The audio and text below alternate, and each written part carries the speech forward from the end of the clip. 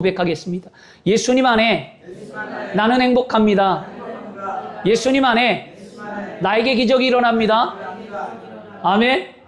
믿음이 없이는 하나님을 기쁘시지 못하나니 하나님께 나아가는 자는 반드시 그가 계신 것과 그를 찾는 자들에게 상 주심을 믿어야 할지니라. 히브리서 11장 6절 했잖아요. 오늘도 여러분의 믿음이 예배를 통해 하나님을 좀 감동시키고, 하나님이 그랬으면 좋겠어요. 하나님이 사랑하는 딸아 왔구나, 사랑하는 아들아 네가 왔구나, 그래 내가 너를 기다렸다, 내가 너를 너무너무 사랑한다. 그 은혜의 깊이 속에 여러분 예배를 통해 회복되었으면 좋겠습니다. 예배는 바로 그거거든요. 그래서 오늘 말씀을 준비하면서 뭘 준비할까 생각할 때 뭐냐면, 믿음으로 성장하는 4가지 길이라는 제목으로 함께 은혜 나누길 원하는데요. 오늘 말씀은 의인은 믿음으로 말미암아 산다고 했는데, 이 의인은 믿음으로 말미암아 산다라는 성경 구절이 네 군데에서 나와요. 4군데 나오는데, 하나는 제일 먼저는 하박국 3장 2절에 2장 4절에 나옵니다. 2장 4절에 하박국이 의인은 믿음으로 말미암아 산다는 거였어요. 근데 하박국 시대에 그가 소출이 없고 외양간이 없고 그 얘기거든요. 고난과 아픔이 없고 환난이 있다 하더라도 나는 야훼 하나님으로만 기뻐하고 하나님을 믿는 믿음으로 산다라는 게 하박국의 고백이거든요. 아무것도 없어도 하나님 한 분만으로도 만족한다는 그의 고백이었어요. 그 고백을 신약에 와서 로마서 1장 17절에 오직 의인은 믿음으로 말미암아 살리라 같으라고 말하고요. 갈라디아서에도 3장 가면 의인은 믿음으로 살리라 말씀하고요. 히브리서 오늘 말씀에도 의인은 믿음으로 말미암아 산다고 하잖아요. 그러면 이게 저자가 누구냐는 거죠. 누구냐? 사도 바울이란 말이에요. 히브리서 저자는 완벽히 사도 바울이라고 말하진 않습니다. 왜냐하면 문체가 다르기 때문에. 사도 바울이 쓰는 문체나 방법이나 그런 게 아니라 다른 어투였어요. 쓰는 내용 자체가. 그래서 저자가 사도 바울이 아니다라는 주장도 있지만, 전체적인 흐름을 보면, 이 히브리서의 흐름을 보면 사도 바울이 썼다라는 주장이 근거가 더 뒷받침이 되는 거예요. 오늘 말씀도 그래요. 바로 왜냐하면 의인은 믿음으로 말미암아 살리라는 이 말이 로마서도 사도 바울이고 갈라디아서도 사도 바울인데 히브리서도 그렇다는 거예요. 그러면 사도 바울은 의인이 믿음으로 산다라는 말이 무엇이냐면, 예수 그리스도를 믿고 구원받은 사람들은 반드시 믿음의 삶으로 말미암아 삶을 살아가는 것을 나타내라는 거예요. 그게 의인의 조건이었다는 거거든요. 그러면 오늘 우리는 믿음으로 살아가고 있는지를 우리 스스로 판단해 보셔야 될 줄 믿습니다. 믿음은 가만히 있다고 자라지 않아요. 믿음은요, 여러분, 믿음은 움직여야만 합니다. 믿음은 훈련받아야만 합니다. 믿음은 사용되어야만 합니다. 믿음은 입으로 선포해야만 합니다. 오늘 말씀을 통해서 믿음이 어떻게 성장하는지 살펴보고, 나는 무엇이 부족하구나, 나는 여기서 이렇게 해서 나도 성장해야 되겠구나 깨닫는 삶이 되기를 원합니다. 첫째는 뭐냐? 믿음을 성장하려면 말씀을 믿고 앞으로 전진하라는 거예요. 움직이라는 거예요. 행동하라는 거예요, 여러분. 히브리서 10장 오늘 말씀에 10장 39절에 뭐라고 하냐면, 우리는 뒤로 물러가 멸망하는 자가 아니오라고 말하죠. 우리는 누구예요? 믿음이 있는 사람들이었어요. 히브리 사람들에게. 히브리서가 말하는 건 믿음이 있는 그들을 뒤로 물러가고 멸망하는 자가 아니라고 말합니다. 하나님께서 우리의 믿음이 오늘 뒤로 물러가지 않기를 원합니다. 과거에 머물지 않기를 원합니다. 자꾸 앞으로 가는 믿음이 아니라 멈춰 있거나 과거를 회상하거나 믿음이 나아지려고 하는 것이 아니라 여기가 좋다라고 머물러 있다면 그 믿음은 뒤로 물러가는 믿음이라는 거예요. 앞으로 가셔야 될 줄 믿습니다. 믿음의 사람은 어려움이 있을 때, 어려움이 있다고 해서 뒤로 물러가는 사람이 아닙니다. 문제가 있다고 해서 포기하는 사람이 아닙니다. 기도했는데 응답이 늦는다고 해서 기도를 포기하는 사람이 아닙니다. 환경이 어렵다고 해서 하나님을 의심하는 사람이 아니라는 거예요. 믿음이 있는 사람은 이런 환경 속에서도 우리는 믿음으로 삶을 살아가고 움직이는 그리스도인이 되어야 할 줄 믿습니다. 마가복음 5장에 우리가 지지난주에도 했듯이 혈류병 여인이 이야기가 나오잖아요. 무려 12년이었어요. 그리고 의사에게 치료를 받았습니다. 돈을 허비했습니다. 그리고 병은 낫지 않았습니다. 그런데 그 여인에게 예수의 소문이 들렸습니다. 그런데 그 소문을 듣고 그 여인이 마음에 뭐냐면, 내가 예수의 옷자락에 손만 대으면 나으리라 생각했죠. 그런데 이 여인에게는 수많은 이유가 있었어요. 뭐냐면 이거였어요. 12년 동안이나 아팠는데 이제 와서 이 병이 나을 수 있을까?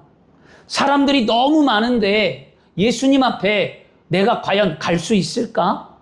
내 몸이 이렇게 연약하고 힘든데 내가 예수님께 갈까? 그러다가 실패하면 어떡하지? 이 여인에게는 이런 생각이 없지 않았어요, 여러분. 성경에는요, 시작과 끝이에요. 성경은 결과를 얘기하지 과정은 거의 많이 빠지는데 이 여인이 이런 생각이 없겠냐고요. 있었단 말이에요. 자신 현실을 바라보며.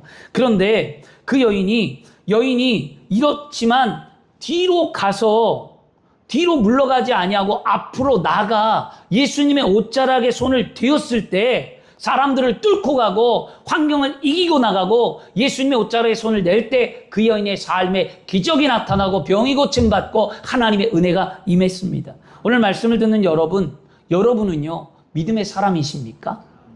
오늘 성경의 인물 가운데 성경에 많은 인물들이 있잖아요. 이 수많은 인물들이 믿음의 걸음을 멈춘 사람들이 없어요. 다 믿음으로 행했더라. 그게 뭐냐면 믿음의 장이라고 말하는 히브리서 11장. 오늘 10장 끝나고 난 다음에 믿음으로 의인은 살리라고 10장 마무리를 하잖아요. 뒤로 물러서지 말라라고 말하잖아요. 그리고 11장에 뭐라고 얘기하면 믿음의 선진들에서 말하는 거예요. 믿음으로 다 그들은 믿음으로 승리했다는 거거든요. 그게 11장이었습니다. 그러면 믿음은 길이 보이기 때문에 가는 게 아니에요.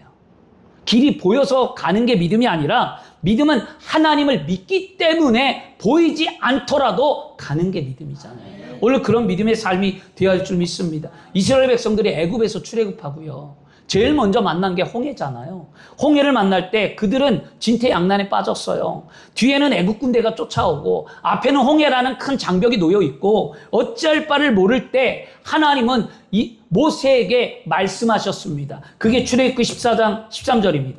모세가 백성에게 이르되 너희는 두려워하지 말고 가만히 서서 야훼께서 오늘 너희를 위하여 행하시는 구원을 보라. 너희가 오늘 본 애굽 사람을 영원히 다시 보지 아니하리라. 하나님은 모세에게 말씀을 가르쳐주고 이렇게 선포하라고 말씀했습니다. 너희를 위하여 행하시는 하나님의 구원을 보라는 거였습니다. 그리고 모세가 믿음으로 앞으로 나아가 전진해 그 홍해 앞에 서서 지팡이를 들을 때에 홍해가 갈라지는 역사가 나타났습니다. 주 안에 사랑하는 여러분, 우리 앞에도 홍해가 있잖아요. 경제적인 홍해가 있고 가정의 홍해가 있고 사업의 홍해가 있고 관계 속에 홍해가 있습니다. 그러나 홍해가 있다는 것은 길이 없다는 뜻이 아닙니다. 믿음이 있는 우리에게 하나님께서 길을 만들 수 있는 증거인 줄 믿습니다. 그러므로 오늘 하나님께서 우리의 믿음이 뒤로 물러가지 말라라고 분명히 말씀하십니다. 앞으로 가셔야 돼요. 혹시 힘드십니까? 그러면 기도하세요. 기도가 응답되지 않는 것처럼 보이십니까? 그러면 다시 믿음으로 나와 하나님을 붙드십시오. 그리고 넘어졌습니까? 일어날 힘조차 없습니까? 주님 말씀하십니다. 사랑하는 자여 예쁜 자와 나와 함께 일어나 걷자라고 주님의 손이 못장난 손이 우리에게 손을 내밉니다. 주님의 손을 붙잡고 다시 넘어진 삶 속에 일어나셔야 될 줄 믿습니다. 오늘부터 한 걸음 믿음으로 전진해 가리라고 다짐하시길 바랍니다. 믿음으로 기도 한 번 더 하시고요. 믿음으로 예배 한 번 더 드리시고요. 믿음으로 말씀 한 번 더 읽으시고요. 믿음으로 한 번 더 물질 더 심고 믿음으로 한 번 더 봉사하시기를 바랍니다. 우리가 이렇게 할 때 우리의 믿음은 뭐 할까요? 성장하는 거예요. 여러분, 예전에 제가 자전거를 배울 때 생각해 봤어요. 자전거 나 어떻게 배웠지? 그러니까 자전거 배울 때 생각해 보면 다 그렇잖아요. 자전거를 처음 배울 때 보면 넘어져요. 그리고 쓰러져요. 그리고 뒤에서 뭐라 그럽니까? 엄마 너무 안 돼! 아빠 너무 안 돼! 절대 놓지 마! 뒤에서 누가 붙잡고 가르쳐 주잖아요. 그런데 부모들이 나중에 어떻게 합니까? 놔버려요. 근데 아이는 앞만 보고 갑니다. 그러면서 뭐라 그러죠? 안 놨지? 자전거 안 놓은 거 맞지? 그러면 부모는 뒤에서 안 놨어! 그러다 보면 한참 지나면 애가 가요. 이게 자전거 배울 때 일인데, 그런데 자전거를 타다가 넘어지면 부모가 뭐라 그러죠? 괜찮아. 다시 일어나봐. 다시 하면 돼. 라고 말합니다. 그러고 난 다음에 나중에 넘어졌다 일어나고 반복하다 나중에 자전거를 배우게 되고 타게 됩니다. 믿음도 마찬가지라는 거예요. 넘어질 수 있고요.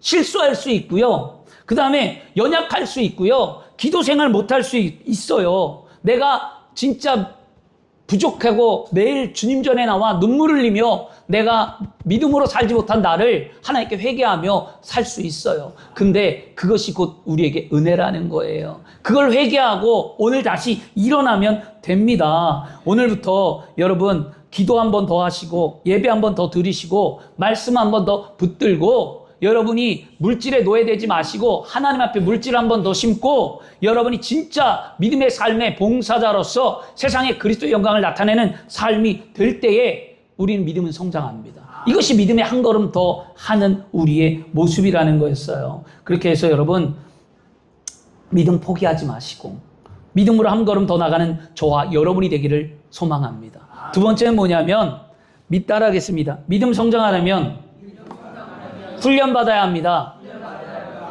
여러분 믿음이 성장하려면 훈련해야 돼요. 이제 우리 교회에 이제 직분자들이 세워진대. 여러분 다 직분자가 되었지만 여러분이 세상에서 훈련받고 또 우리 교회에서 훈련받고 직분으로 세웠지만 이제 더 단단하게 이제 여러분 훈련할 텐데 이제 우리 교회 안수 집사님들 꿈을 갖고요. 앞으로 5년 후에 장로님 받으셔야 돼요. 65 넘고 70 되면 장로님 안 줘요. 65세까지에 사실은요. 그러면 명예장로 하시지 마시고요. 장로 받으셔야죠. 그럼 뭐합니까? 훈련 받아야 합니다. 우리 교회 집사님들 계시잖아요. 집사님들도 안수 집사님 받고 하셔야 되잖아요. 그러려면 훈련 받으셔야 돼요. 직분자가 되고 리더가 되고 하나님 앞에 쓰임받는 사람들은요. 훈련 받으셔야만 합니다. 믿음의 훈련이 안 되고는 할 수가 없어요. 제가 개척을 30 만약에 8살에 했으면 어땠을까? 그때도 말씀드렸지만 하나님 못하시게 한 이유가 있더라는 거죠. 내가 아직 훈련이 안 되고 덜 됐기 때문에. 그러고 난 다음에 제가 훈련되어지고 난 다음에 하나님이 제가 교회를 세우고 개척하고 되니까 흔들리지 않는 거죠. 만약에 제가 38에 개척을 했으면 아마 우여곡절도 많았을 거고 힘들었을 거고 어려웠을 것 같아요. 그런데 시간이 지나서 하나님이 훈련시키고 더 다듬어지고 더 단단하게 한 다음에 개척하니까 아무 이제 어려움도 없고 하나님은 두려워하지 말고 믿기만 하는 약속의 말씀을 붙들고 가니까 믿음이 세워지고 든든해진다는 거예요. 오늘 성경은 말하잖아요. 의인은 믿음으로 말미암아 산다고 했는데 그러면 믿음의 삶은 그냥 만들어지는 게 아니에요. 의인의 믿음은 만들어지는 것이 아니라 훈련돼야 된다라는 거예요. 그래서 디모데전서 4장 7절 말씀에 이렇게 말합니다. 오직 경건에 이르도록 내 자신을 연단하라는 단어가 있거든요. 이게 근데 이 디모데에 있는 연단은 한글로는 연단이고요. 한글로는. 이게 문제가 있어요, 여러분. 그러니까 한글로만 보면 뜻이 정확하지가 않아요. 한글로는요. 연단하라는 게 뭐예요? 그냥 뭐 다듬어지라는 건가요? 근데 이 연단이라는 뜻이 뭐냐면 훈련받으라는 거예요. 정확하게 원어에서는요, 훈련받으라는 거예요. 연단을 사람들이 내가 고통받고 아픔받고 어려움을 받는 것으로 생각합니다. 믿음에 있어서. 그게 아니라 오직 경건에 이르기 위해서는 훈련하라는 거예요. 훈련이 경건을 만든다라는 거거든요. 그래서 그러면 운동선수를 한번 생각해 보세요, 여러분. 올림픽에 나가서 금메달을 따는 사람들이 그냥 쉽게 금메달을 땁니까? 아니에요. 금메달 그렇게 따는 거 아니거든요. 그들은 매일매일 훈련합니다. 새벽에도 훈련하고요. 밤에도 훈련하고요. 아파도 훈련하고요. 힘들어도 훈련하고요. 그들은 지쳐도 훈련합니다. 그래서 그렇게 해서 실전에서 자신이 훈련한 결과가 나와 승리를 만드는 거거든요. 우리의 믿음도 마찬가지입니다. 우리의 믿음도 훈련돼야만 합니다. 말씀 읽는 훈련이 필요하고요. 기도하는 훈련이 필요하고요. 예배하는 훈련이 필요하고요. 감사하는 훈련이 필요하고요. 용서하는 훈련이 필요하고요. 봉사하는 훈련도 필요하고 물질을 심는 훈련도 필요하고 그 훈련이 우리에게 필요하다는 거예요. 성경에 가장 좋은 예가 뭐냐면 요셉이에요. 요셉은 하나님께 꿈을 받았잖아요. 그리고 그 꿈을 받았는데 곧바로 꿈이 이루어졌나요? 아니에요. 요셉은 꿈을 이루기까지 많은 훈련을 받았습니다. 형들에게 미움을 받았죠. 구덩이에 빠졌죠. 노예 상인에게 팔려갔죠. 그리고 종이 되었죠. 그 다음에 감옥에 갇혔죠. 그리고 그의 삶이 우리가 사람의 눈으로 보면 요셉은 계속 실패한 인생을 살아가는 거예요. 이게 인간적인 눈이에요. 그런데 하나님께서는 요셉의 그 시간이 결코 헛되고 낭비한 시간이 아님을 말씀을 통해 우리에게 가르쳐 줍니다. 요셉은 종으로 있었던 시간이 훈련받는 시간이에요. 감옥에 있었던 시간이 훈련받는 시간이에요. 기다리는 시간이 그에게는 훈련을 받는 시간이었다는 거예요. 마침내 하나님은 요셉을 때가 되매 국무총리로 세워서 모든 것이 화가 복이 되게 하고 하나님은 합력하여 선을 이루게 하셨잖아요. 사랑하는 여러분, 요셉의 감옥은 실패의 장소였어요. 하지만 하나님은 그 속에서 훈련의 장소를 만드셔서 요셉을 사용하셨습니다. 우리도 마찬가지입니다. 지금 내가 있는 자리가 마음에 들지 않습니까? 마음에 안 들 수 있어요.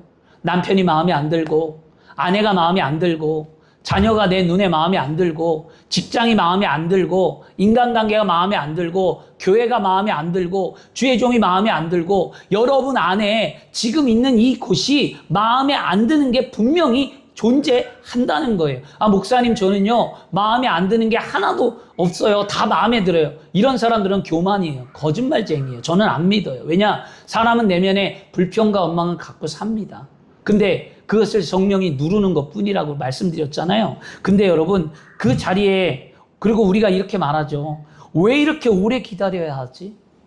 왜 이렇게 답답하지? 정말 이렇게 말하자면 미치겠어 라는 말들을 많이 합니다. 그러나 하나님께서는 우리가 그것조차도 하나님의 훈련의 시간임을 기억해야만 합니다.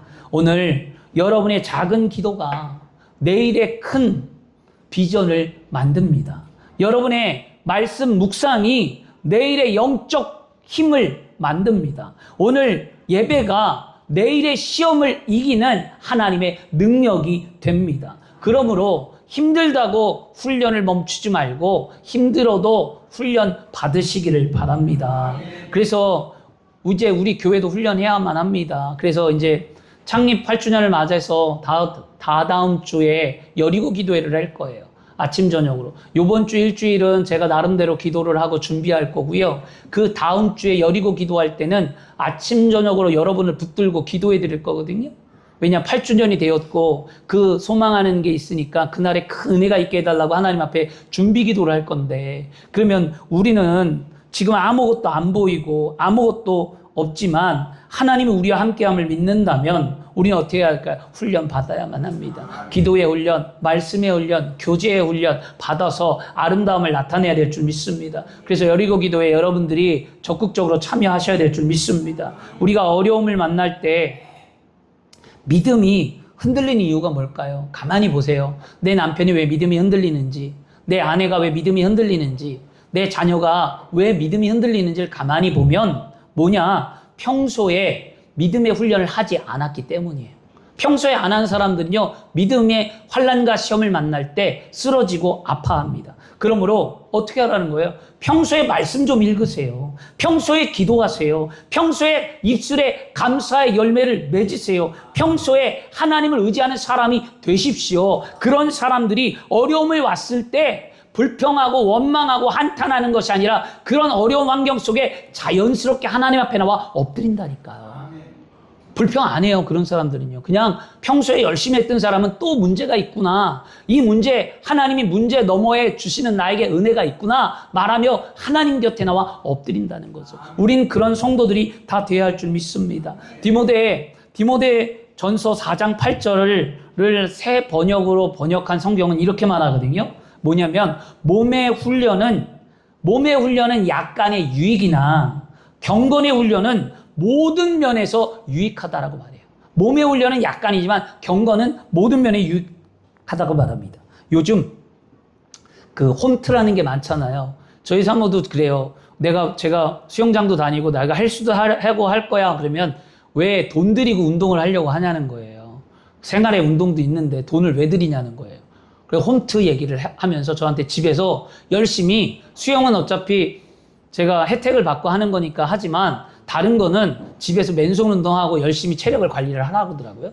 홈트 하라는 거예요. 근데 제가 홈트를 이렇게 보면서 유튜브 홈트를 그 집에서 하는 운동들을 쭉 보면서 느낀 점이 뭐냐면 그들이 말하는 공통점이 하나 있어요. 뭐라고 얘기하면 이렇게 얘기하더라고요.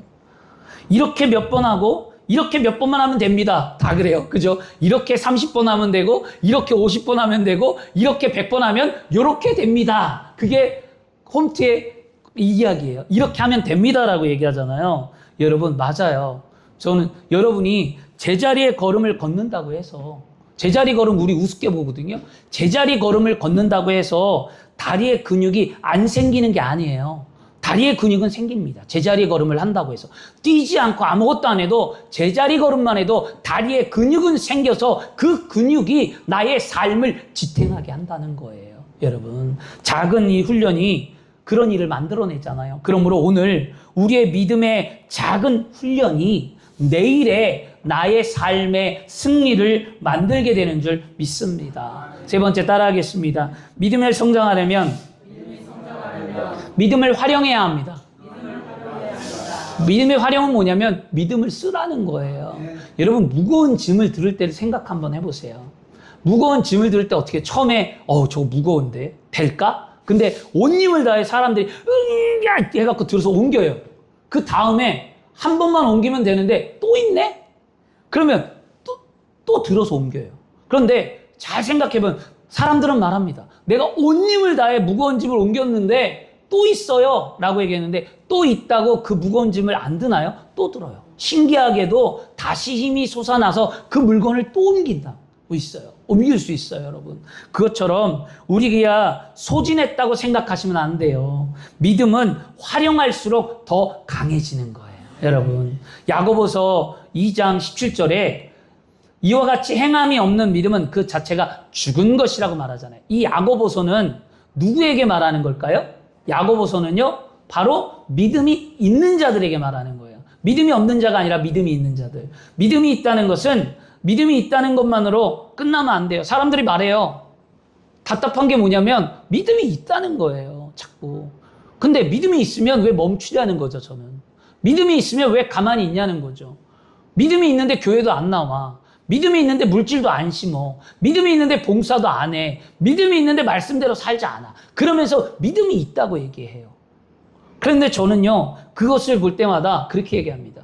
믿음이 있다면 믿음대로 삶을 살아내세요라고 권면합니다. 우리에게 믿음을 하나님이 우리에게 믿음을 주셨다면 그 믿음을 삶 속에서 어떻게 하라는 거예요? 활용하고 나타내라는 거죠. 그래서 어떻게 기도할 때 문제가 있을 때 믿음을 사용하셔야만 합니다. 누군가를 용서할 때 두려움이 있을 때 믿음을 사용하셔야만 합니다.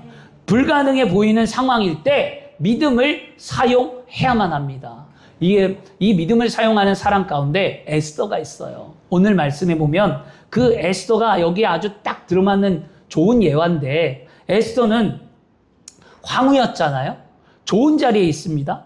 그러나 하나님께서 백성의 죽음의 위기에 처하게 되었을 때 그때 에스더는 선택을 해야만 했어요. 그냥 왕궁에서 내가 편한 삶을 살아야 할까? 아니면 하나님께서 주신 나의 이 자리를 사용하여 민족을 구원해야만 할까? 이 선택의 기로에 에스더는 믿음을 선택합니다. 그래서 왜 이게 중요하냐면요. 이 바사제국은요. 왕이 부르지 않으면 왕 앞에 가면 죽어요. 그게 그들의 법령이었어요. 왕이 부르지 않는데 왕 앞에 나온다는 건 왕을 해치러 온다라고 그들이 생각했기 때문에 왕이 부르지 않고는 결코 왕 앞에 나설 수가 없는 거예요. 그러면 자기 민족이 죽음의 위기에 처해 있는데 언제 왕이 나를 부를지 모르잖아요. 그러니까 에스더가 기도한 후에 죽으면 죽으리라는 각오를 갖고 왕 앞에 나가는 거예요, 그냥.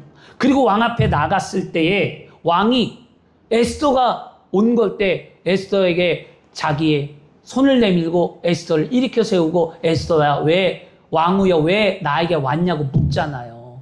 여러분 그게 하나님의 은혜라는 거였어요. 그리고 난 다음에 죽으면 죽으리라는 그 믿음의 결단과 행위를 옮겼을 때에 하나님의 놀라운 역사가 나타나서 이스라엘 백성들을 살려냈단 말이에요. 주 안에 사랑하는 여러분, 에스더 왕후의 자리는 단순히 편하게 살고자 주어진 자리가 아니에요. 지금 여러분이 있는 자리가 내가 편하게 살고자 있는 자리가 아니에요. 내가 먹고 마시고 쓰고 입고 나를 향하여 내 삶을 향하여 살아가는 자리가 아님을 우리는 분명히 알아야만 합니다. 하나님께서 사용하기 위해서 주신 귀하고 복된 나의 삶의 자리라는 것을 깨닫는 게 믿음이었어요. 그러면 하나님께서 우리에게 주신 게 얼마나 많을까 생각 한번 해볼까요? 물질을 주었잖아요. 그럼 그 물질을 어떻게 합니까? 하나님의 일을 위해 쓰셔야 되겠죠. 하나님이 시간을 주었습니다. 그러면 하나님을 위해 드리는 시간의 삶이 돼야만 합니다. 재능을 주었을 때 하나님께 영광을 돌려야 되고요. 경험을 주었을 때 그 경험으로 다른 사람을 살려내야 되고요. 기도할 수 있는 삶이라면 중보자의 사명을 감당하고 하나님 앞에 뜻 앞에 순종의 삶을 살아야 되고요. 말씀을 읽는다는 것은 하나님의 말씀은 살아있고 운동력이 있어서 우리의 영혼과 골수와 육체를 쪼개고 남는다고 했고 그 말씀은 살아있다면 하나님의 말씀을 내가 읽었으면 다른 사람의 생명을 살리는 은혜의 삶을 살아가야 되겠죠. 여러분, 우리가 사랑할 수 있다면 십자가의 사랑을 알고 하나님이 나에게 사랑을 주신 걸 안다면 나도 세상을 사랑하고 남편을 사랑하고 아내를 사랑하고 가족을 사랑하고 교회를 사랑하고 사랑할 수 있는 삶을 살아가야만 합니다. 용서할 수 있는 십자가의 은혜를 얻었다면 주님 이것만큼은 용서할 수 없다고 나는 마음의 다짐을 할 수 있을지 몰라도 하나님의 용서를 안다면 믿음으로 용서할 수 있는 용기를 갖고 여러분의 마음에 상처를 준 자들을 용서하는 삶이 되어야 할 줄 믿습니다. 믿음은 머릿속에서 보관하는 지식이 절대 아니에요. 성경은 머리로 알고 있으라는 게 성경이 아니라 성경의 말씀은 우리의 삶 속에서 능력으로 나타나라는 것이 말씀인 줄 믿습니다. 오늘 비가 왔어요. 비가 오고 왔는데 많이 오지는 않았지만 비가 이렇게 내리잖아요, 여러분. 비가 오는데 우산을 가지고 다니는데 만약에 비가 오는데 우산을 피지 않으면 어떻게 됩니까? 내가 비를 다 맞고 옷이 젖잖아요. 비가 올 때는 우산을 펴야만 비를 안 맞는 거잖아요. 여러분의 믿음이 있다면 그 믿음 가운데 비바람이 불고 환란이 오고 어려움이 올 때 내 믿음을 활용하지 않으면 나는 고난과 아픔을 겪을 수밖에 없는 거라는 거예요. 비 올 때 우산을 피고 비를 막듯이 여러분의 믿음을 활용해야 능력이 그 안에 나타나는 거예요. 그래서 여러분 오늘 믿음을 사용하는데 그 믿음이 뭐냐면 하나님이 나와 함께 하시면 뭐 해야 합니까? 믿음으로 기도해야겠죠. 하나님이 나를 도우신다는 것을 알면 절대로 포기하면 안 됩니다. 하나님이 길을 열어주셨다는 믿음이 있다면 다시 일어나 도전해야만 합니다. 마태복음 17장 20절 말씀에 예수님께서 제자들에게 말씀합니다. 뭐라고 말하냐면 너희에게 믿음이 겨자씨만한 하나님만 믿음이 있으면 이 산을 명하여 여기서 저기로 옮기라고 하면 옮겨질 것이요 또 너희가 못할 것이 없으리라라고 말합니다. 믿음이 크기가 중요한 게 아니었어요. 믿음은 어떻게 사용하느냐가 중요했다는 거죠. 작은 믿음이라도 오늘 사용하셔야 될 줄 믿습니다. 주님 제가 믿습니다라고 한다면 뭐 해야 돼요? 기도해야 돼요. 여러분이 오늘 믿습니다라고 하면 여러분이 믿음으로 한 걸음 더 가까이 주님 앞에 나와야만 합니다. 믿습니다 하면 진짜 주저앉아 있는 삶이 아니라 일어나 하나님께로 나가는 삶이 될 때에 그때에 하나님의 역사가 나타나는 줄 믿습니다. 마지막 넷째는 뭐냐면 따라하겠습니다. 믿음이 성장하려면 믿음을 선포해야만 합니다. 아멘. 로마서 10장 10절에 의인은 우리가 오늘 히브리서 말씀에는 믿음은 의인으로 산다고 했는데 그 의인의 믿음은 뭐냐면 선포의 믿음이었어요. 그래서 로마서 10장 10절에도 사람이 마음에 믿어 의에 이르고 입으로 시인하여 구원에 이른다라고 말합니다. 그래서 성경은 마음으로 믿고 뭐라는 거야? 입으로 시인하라는 거예요. 오늘 여러분의 입술의 고백이 얼마나 중요한지 모릅니다. 이 예배 가운데 찬송으로 고백하는 찬송의 가사가 나의 믿음의 곡조의 기도가 되어야 하고요. 내가 오늘 하나님 앞에 진심으로 이제 기도할 때 그 말의 기도가 하나님 앞에 진실된 기도가 되어야 할 줄 믿습니다. 믿음은 마음속에만 머무는 것이 아니라 뭐라고요? 입으로 고백하는 것. 우리 순복음의 신앙 가운데, 우리 순복음이잖아요. 순복음의 신앙 가운데 매우 중요한 게 뭐냐? 믿음은 고백의 선포라는 거예요. 믿음이 있으면 선포하라는 거죠. 그러면 우리가 어떤 말을 하냐가 왜 이렇게 중요하냐? 어려움이 왔을 때 보면 알아요. 어려움이 왔을 때 나는 안 되면 이렇게 말해요, 사람이. 또는 나 못해. 아니면 끝났어, 이건. 더 이상 안 돼. 이제 소망이 없죠. 이렇게 말합니다. 이렇게 말하면 우리의 마음이 어떨까요? 점점점 작아지고 불안해지고 힘들어집니다. 그래서 잠언 18장 21절에는요. 죽고 사는 것이 혀의 힘에 달렸나니 혀를 쓰기 좋아하는 자는 혀의 열매를 먹으리라라고 말합니다. 우리의 말이 그만큼 중요한 거예요. 그러면 믿음의 사람은 뭐가 달라져야 하냐? 말이 달라져야만 합니다. 따라하겠습니다. 하나님, 나는 믿음의 사람으로 이제부터 말이 달라지겠습니다. 아멘. 말이 달라지세요. 우리는 하나님은 살아계시다는 거예요. 그 살아계신 하나님이 뭐 한다는 거예요? 나와 함께 하신다는 거예요. 그 살아계신 하나님이 나를 언제나 때를 따라 돕는 은혜를 베풀어 주신다는 거죠. 그 살아계신 하나님이 나의 막혔던 담을 허무시고 나의 인생의 길을 열어 주신다는 거예요. 그러므로 나는 살아계신 하나님을 믿기에 뒤로 물러가는 믿음이 아니라 의인은 믿음으로 말미암아 산다고 한 말씀을 믿고 앞으로 나가겠다는 거예요. 부딪혀보겠다는 거예요. 두려워하지 않겠다는 거예요. 그런 믿음의 선포가 있어야 될 줄 믿습니다. 성경의 사도 바울은요, 인생에 수많은 어려움을 만났는데요. 사도 바울은요, 매를 맞았습니다. 감옥에 갇혔습니다. 여러분, 난파선이 배에서 배가 부서지고 파손돼서 죽음의 위기까지 처했습니다. 사도 바울은 동족에게 버림까지 받고 사람들에게 아픔을 겪었습니다. 그런데 바울의 환경 때문에 믿음을 포기하지 않았어요, 바울은요. 이런 환경인데도 불구하고 오히려 그런 환경 속에 하나님을 바라보면서 믿음의 말을 선포한 것이 빌립보서 4장 13절이에요. 내게 능력 주신 자 안에서 내가 모든 것을 할 수 있느니라는 그의 고백이었습니다. 바울이 어려움이 없어서 이런 말을 한 것이 아니라 어려움 가운데서 하나님을 바라보고 믿음의 고백을 했습니다. 바울은 환경보다 하나님을 더 크게 보았기 때문입니다. 여러분의 삶 속에 놓여있는 아픔과 고통과 연단의 그 삶 속의 환경보다 우리 하나님이 더 크신 하나님임을 고백하시길 바랍니다. 하나님이 다 해결해 주실 줄 믿습니다. 주 안에 사랑하는 여러분, 우리도 어려움을 만날 때 이런 믿음의 고백을 드리기를 축원합니다. 어두운 방에 들어갈 때, 방에 들어가서 어두움의 방에 들어가면 사람들이 너무 캄캄해갖고 아무것도 안 보여. 야, 빛도 안 들어오겠다, 이 집은. 이렇게 얘기하죠. 그런데 여러분, 그 집에서 뭐 합니까? 스위치만 탁 키면 전등이 들어와서 환해져 버려요.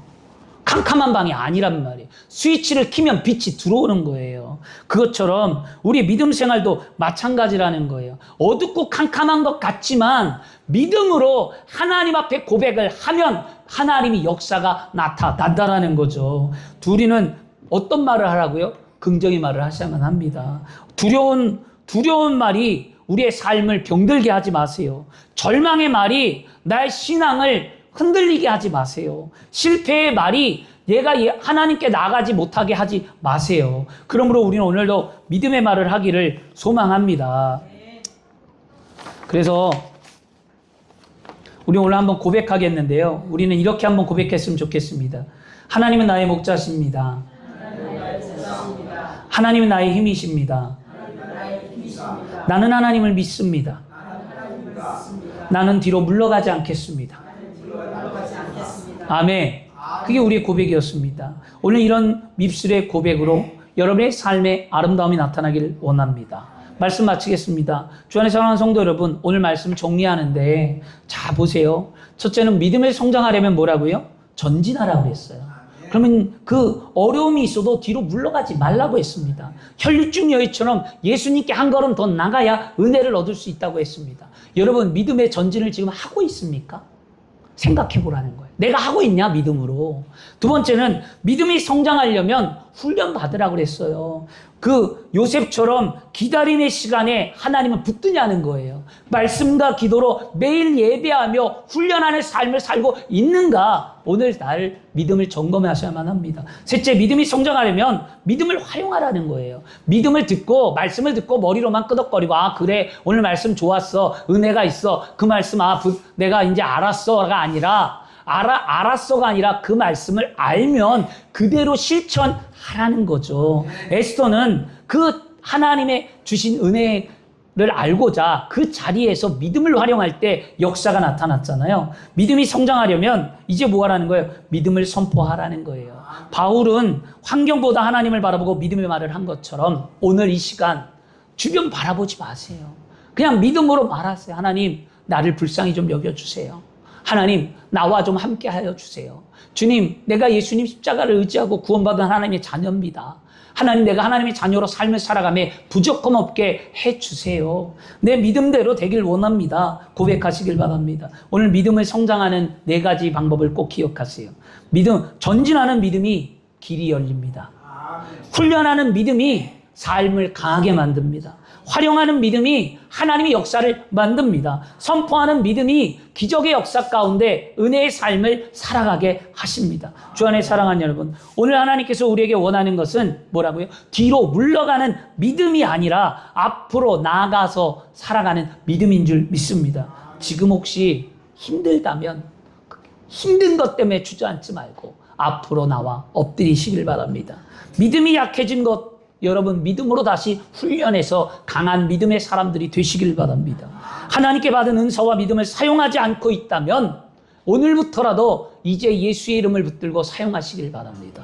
입술에 불평과 두려운 말들이 늘 내 앞에 놓여 있었다면 이제 불평과 원망의 말을 다시는 하지 말고 그 속에서 믿음의 말을 선포하여 하나님을 감동시키길 원합니다. 그래서 우리는 결단을 하는 거죠. 난 이런 사람이 되리라. 뒤로 물러가지 아니하리라. 하나님 믿음으로 전진하리라. 믿음으로 훈련 받으리라. 믿음으로 활용하리라. 믿음으로 선포하리라. 이런 오늘 결단을 하시기를 축원합니다. 그럼 우리 마지막으로 한번 고백하겠습니다. 나는 믿음으로 살아가겠습니다.